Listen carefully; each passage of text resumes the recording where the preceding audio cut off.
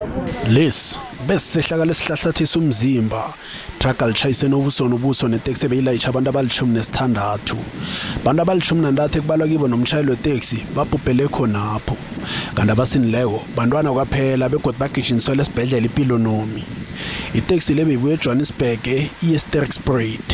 We would love to send a message to all our road users out there that they please respect the rules of the road. Avoid driving at night if you are tired, but if you embark on a journey at night, just make sure that you are well rested. Indlela le beyavala ukwenzela bona ihlwengiswe. Started my journey around about 2 o'clock in the morning, and then I stopped here by this accident round about 2 hours ago, and it seems I'm going to wait another 2 hours to 3 hours. It's almost an hour now waiting here. I'm coming from Pretoria and I'm heading for Eastern Cape, Mthatha. But I have no choice, I have to wait.